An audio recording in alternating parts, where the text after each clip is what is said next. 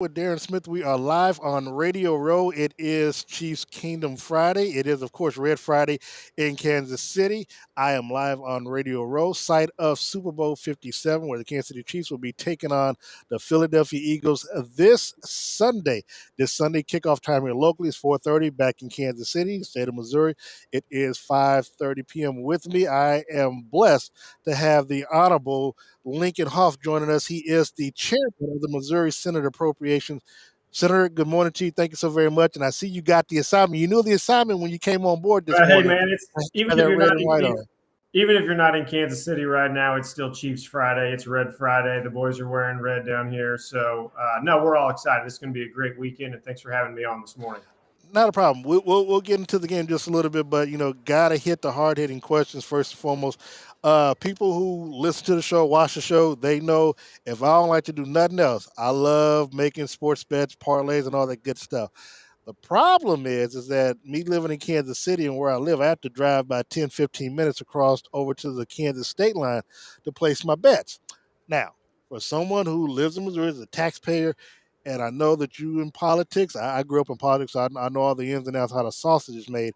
Why is it that I need to go over to Kansas and the people who live in St. Louis have to drive over to Illinois, spend our hard-earned dollars over there versus with the state of Missouri, so we can get involved and be active in the sports book in the sports wagering right now. Yeah. So as you described, Darren, still here in Missouri, it is technically illegal to do sports betting, online or on your phone or at the game and things like that. We know at the AFC Championship game last weekend, there were literally thousands of bets that were tried to have been placed while people were in Arrowhead, and they can't do it. There's these things called geo fences where your geography actually fences you out of being able to do that. So a couple of the proposals got in the Missouri General Assembly this year would allow for sports wagering. And as you described, and having been a guy who I think knows how the process works, it's all in the details, right? It's all in what the tax rate is, whether the players control their biometric data, what the casinos need on their end to make sure that they're not, not pulled out of something. And in my opinion, Darren, this is really just about a fan experience, as you described. And we've got these two awesome historic sports communities in our state, Kansas City on the west and St. Louis on the right, on the east. And it's sad to me that we've got people that, yeah, you're right, have to drive 10, 15 minutes, 10, 15 miles, something like that, one direction or the other so that they can do that. I think in this state, if you and your buddies are out on the golf course and you want to wager on the game coming up this weekend, you ought to be able to do that. And I think, for a lot of our folks in Jeff City, it's a priority this year to get it done. It just comes down to the details and what this thing looks like and making sure the fans have the best experience they can. I know one of the things that I've talked to your counterpart on the House side yesterday, and just from what I've been reading, I know a lot of it's dealing with the video lottery terminals. I believe that is, but what is it with that? And I guess really, so why did it not pass last year when the opportunity presents? Because I know you all went into, I believe, a special session We and did. still couldn't get the job done. Now, being a student of politics, I know that the Republicans hold both the House, I believe, supermajority in the House and in the Senate. So it would basically, if you all wanted things passed, you have the votes to do it yourself. Why did Right. it not get passed last And year? Darren, I'll be completely honest with you. You brought up the video lottery terminals. I mean, I call them slot machines. And a lot of people want to tie sports wagering to the expansion of slot machines. You see them now. They've kind of crept into this state. They're in a lot of gas stations, and a lot of fraternal halls, those Eagles clubs, and things like that. And some of them are actually sanctioned by the Missouri Lottery, they call them pull tab machines. But again, like I said, when you get down to the details of what this sports wagering bill looks like, I would like to see sports wagering passed, and that happen, and let those fans, be able to experience the games and bet with their friends and do all of that.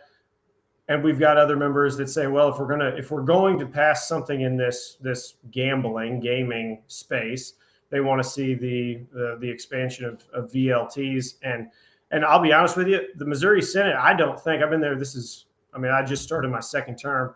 I don't think we've had a vote on the floor of the Senate with those video lottery terminals, because there's a couple of advocates, and I don't know if they think they don't have the votes to pass it, so we just have to stop everything. But my commitment to you and to all of our folks in Missouri that want to do this is that we're going to make it a priority. In fact, you mentioned I'm the chairman of the Appropriations Committee. These bills, these pieces of legislation all flow through my committee, and we've got a hearing set up for Wednesday morning of this coming week.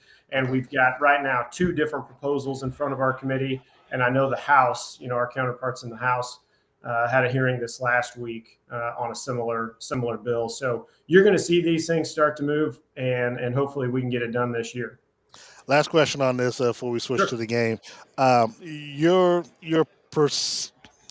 Your estimation, your percentage estimation that by the end of this session, come next football season, you remember, either USA Today or ESPN, they put out this week that over 50 million Americans are wagering over $16 billion in Sunday's game, which is double of what took place last year. My question to you is, by this time in the fall, will we, in your opinion, what's the percentage that you think that we'll have sports wagering in the state of Missouri? I feel good. I feel good about it. I think this issue, a lot of times these things take a couple of years to flesh out, but I think, Darren, we've done that. And I think hopefully we're in a very good spot to get this thing done this year. Okay, now I'm going to presume, because I don't, you know what they say about assumptions, or people assuming. I'm going to presume that you're going with the Chiefs in the game Sunday. So I need to know from the Honorable Lincoln Hough. Give me your estimation on how Sunday's game is going to unfold, in your estimation, how you want to see it unfold, ending in the Chiefs' victory. Listen. The game last week was a little too close for me. It made for a good game, but when you come down to a field goal right at the end, it's great, and it worked out. I think our guys look good. Hopefully, the extra time has gotten them healthy. I think a lot of our team and our community up there. Andy Reid obviously is an amazing coach, but if they show up, Darren, and I have no reason to think that they won't, I don't think anybody can touch them. Yeah, it's interesting. You talk about high blood pressure and just the. I'm in the press box last week, and I'm sitting there thinking to myself, okay, this team had 5 sacks, 2 interceptions, and it's still a tied ball game late in the fourth quarter. I don't like this scenario. I don't like this feeling, right. And so I would love to know your score prediction in Sunday's game. So I'm going to say 35-21, Chiefs win. I like you. Because you read. See, I got 35-24. So see, I like the way you think. Close. I don't need a close ball game. No, it's going to be a good game. I mean, I think this is one of the bigger events, obviously, that we've got going on. I know people are talking about the World Cup coming here in a couple of years, Kansas City. Oh, yeah. Things are happening in Kansas City. I'm from Springfield, but I get up to KC all the time. We're in St. Louis all the time. Busch Stadium's awesome for us. I mean, we have a lot of good things going in the sports world in this state. And sports betting, if you want to circle it back up, Darren, sports betting, getting back around to that, is just going to be one more of those avenues that gives everybody in this state who wants to participate something else to be involved with these games with. Yeah, and like your counterpart said, if people don't want to do it, they don't have to download the app. They don't have to, don't have to gamble. Just so it's obvious. Look, Senator, really appreciate your time. Before we get out of here, what else are you working on for your constituents besides obviously, what we were talking about the sports wagering? Yeah, so the vast majority of my time is spent on the appropriations process. We've got almost a $50 billion budget in this state.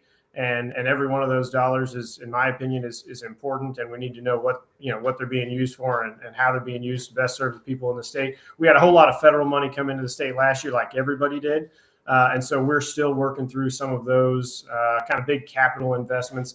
If you want to talk about the road between St. Louis and Kansas City, there's this little interstate called 70.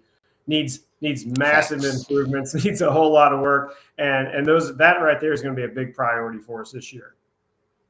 All right. Well, I appreciate your time, and have a great weekend. What is on the tailgate menu for the game?